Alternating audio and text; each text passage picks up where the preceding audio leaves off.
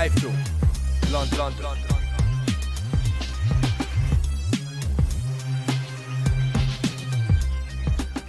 iFILM. This is James Holder for iFILM London. I'm in the iBOX gym today. With me, I've got former British light middleweight champion Sam Webb. What's happening, Sam?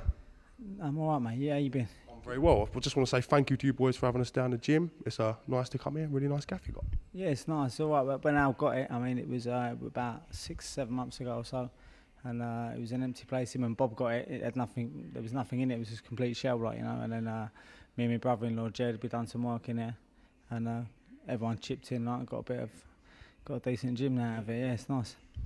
Do you like having a bit more space for you boys than Rivalry was before? I know it was a good place to train, but must be good having your space and that. It was a nice gym, like Kettle's. It's nice, it's warm, but it's busy. Do you know what I mean? It's the temperature in there is ridiculous, but so is it in terms of the amount of people that turn up there day in, day out. You know, so you're trying to train and you got MMA fighters on the floor grappling and bits and pieces.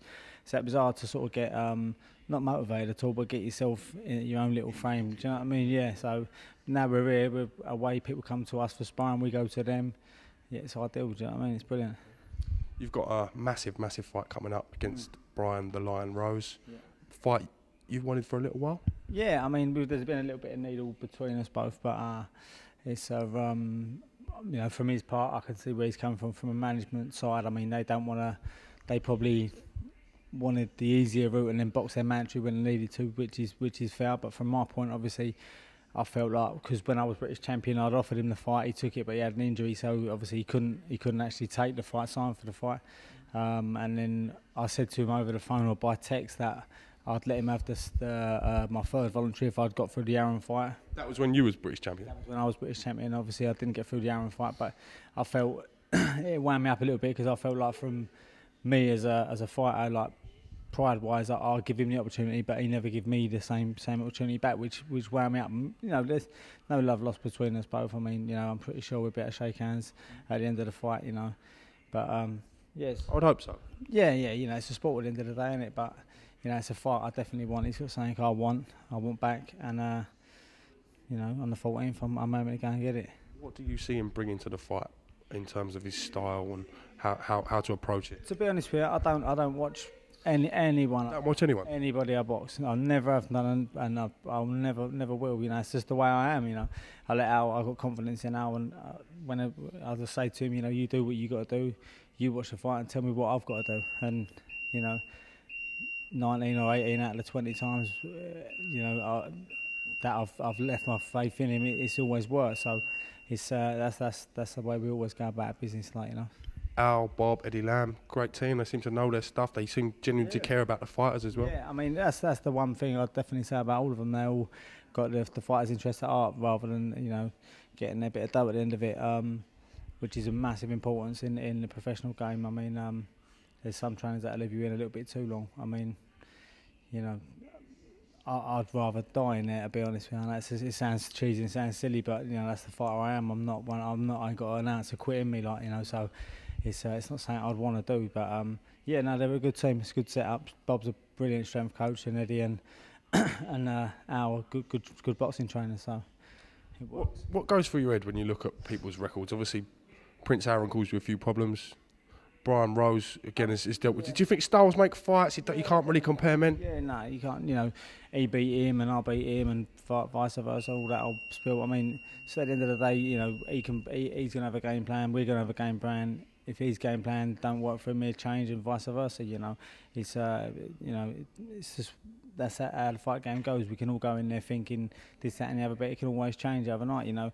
To be honest with you, the Aaron fight, I didn't think I'd be in front after 4 rounds. I envisioned myself being behind until the midway through the fight, and then we was going to press from 6, 7, 8, 9 to try and get him out late, or you know, win on a close points decision. But that wasn't to be. You know, for the first 4 rounds it was easy, and then switched off. Before I knew it, I was caught. My eardrums were perforated, and the fight was easy. You know, it was hard to even stand up, let alone stay in the fight. That's taking nothing away from him. You know, he done a good job on the night, but on the 14th, you know, I'm training hard. I've been training hard for a while, you know, because we thought the fight was going to be before it actually was. I'm in good shape, you know. We've had a couple of weeks. I had a couple of weeks rest, and then we come back in tonight. Done eight rounds tonight.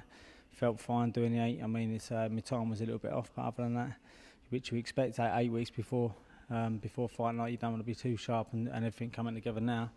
But yeah, no, fingers crossed it will be all right. What's your sparring today? I was quite taken back by how good your ring craft actually is. Yeah. People like Matthew said the first thing he said. He thought I was easy to hit before he boxed me, and then after I boxed, he said how awkward and how hard I was to hit. I mean, tonight we were working on. I'm just trying to get my timing back rather than actually doing what we're going to be doing fight night. That'll come when we start sparring the bigger people and the likes of hopefully Darren Barker in a couple of weeks. We'll be sparring, so that's when I'll be trying the things that I'm trying out. I'll be actually working on fight night. So I ain't gonna obviously give away too much, but tonight was. I'm pleased with tonight to get 8 rounds out 8 weeks before is good. I watched you in action against Matthew Hall. I thought that was a decent fight. A bit of an old-fashioned scrap, you know what I mean? Yeah. Considering I've come back out of 14, 15 months off to box him, he's only one place beneath me in the rankings. I've never, as an amateur or as a pro, I've never ducked anybody. I box anyone who's put in front of me, and I've always had that sort of mentality. Box the best, then it'll make you a better fighter, win or lose. But so as soon as the fight was made, as soon as the fight was mentioned, I said, well, yeah, no, that's cool, we'll take it. I signed with Box Nation, got the fight happened, and obviously come away with a win and got myself back in the mandatory spot. After being out for 14 months, 15 months, no disrespect to anybody that Brian Rose has boxed, but he's other than Chris Coleshaw, who Matthew had already beaten, and the Prince Aaron fight, I'm not convinced with the people he's fought. That's not to say he can't step up and box at a better level. Vivian Harris last time out is a shot fighter. Anyone knows that. Everybody knows that. But I'm pretty sure on the 14th, he's got a genuinely good fighter who wants it, So I think he's in for an hard night. Having held this British title before and fought at this level, you're still hungry as you ever have been. How much would it mean to you to get that British title back? I want it bad. I do want it bad. I've always wanted it bad. It was always my goal to win it outright. To win it was a dream, but to get myself back in that position of mandatory challenger the second time round, I've done it the hard way. I haven't. I think anyone who knows boxing can say, that I've done it the hard way twice. I boxed Thomas Madonna in my first in Malaya, beat him. He'd only lost once in 30 odd fights. Then I boxed Anthony Small, beat him, got the title, boxed Conception.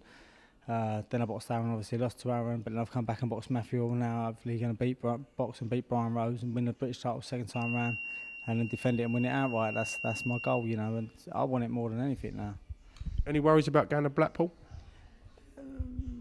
I think anyone will tell you, going away, wherever you go to, Germany, wherever you box away, it's always going to be hard. But as a champion, as a challenger, you've got to go out there and do a job to beat the champion. So, if ever the fight was there or here, it makes no odds. I've still got to win the fight convincingly or fairly decently to get a nod. So, not really, no. To be honest with you. Ring's a ring, can just go out there and do your thing. It is what it is, and at the end of the day, if it was in London or Blackpool, I've still got to go out there and do what I need to do to win. So that makes no odds. Well, Sam Webb, I want to thank you for talking to iFILM London. It was a pleasure to come down and see you boys sparring today. Pretty much you and Johnny Garton was as competitive as some fights I've seen recently, without going into too much detail. But yeah, it was good to watch. Good stuff, nice one. Brilliant, appreciate it. Yeah, we'll just keep doing what you're doing, and I wish you the best of luck with the fight with Brian Rose. And yeah. Thank you again for taking time to talk to us. No worries. Nice. This is James Holder with Sam Webb for iFILM London. Thank you very much.